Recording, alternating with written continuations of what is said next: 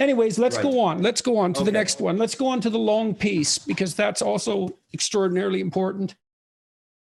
So long peace basically means is that there are fewer conflicts since the end of the Second World War. The long-term trends seems to be toward greater peace. We certainly no longer have countries declaring war on each other, sending armies across borders to slaughter. Yeah, that seems to have almost disappeared completely, that idea. If I remember correctly, the last country to declare war was the United States on North Korea.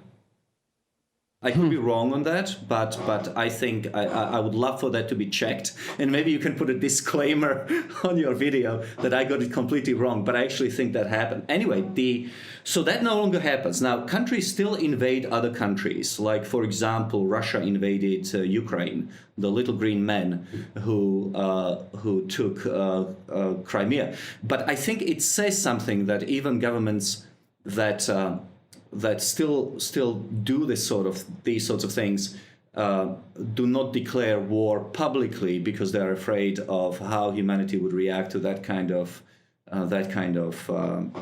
activity. And so most of the conflicts today, in fact, all conflicts usually tend to be ethnic and civil wars, but they are not really conflicts between countries.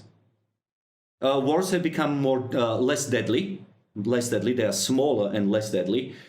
But please remember, this doesn't mean that, the past performance suggests future success. I mean, the world is still filled with nuclear weapons.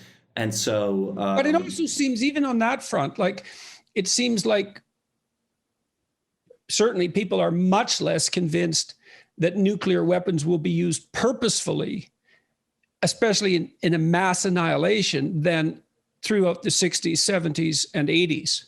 So the nuclear weapons are still there. There's far fewer of them, but imminent war between Russia and the United States certainly doesn't seem probable in the same manner that it did for that entire Cold War period up till the demise of the Soviet Union. That's right. I mean, we are down from 40,000 nuclear warheads per superpower down to about 3,000. I'm more worried about nuclear, about accidental. Yes, terrorism and that sort of thing. So that's what really worries me much more. But that's a better worry in some sense than all-out mass annihilation.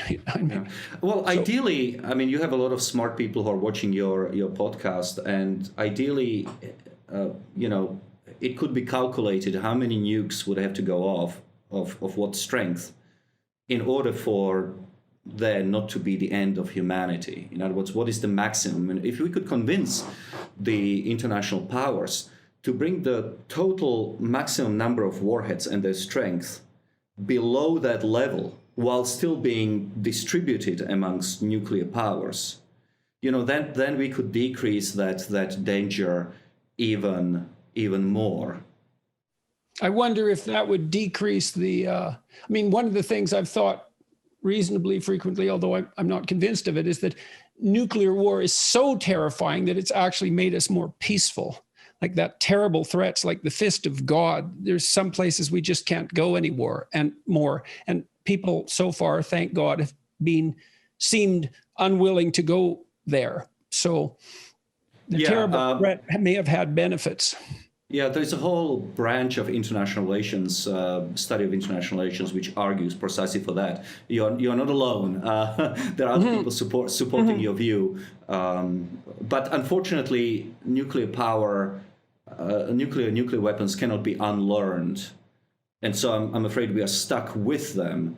And the best that we can do is to bring the number down to a minimal level where superpowers will feel safe without destroying the world. But that's just for another day. All these materials.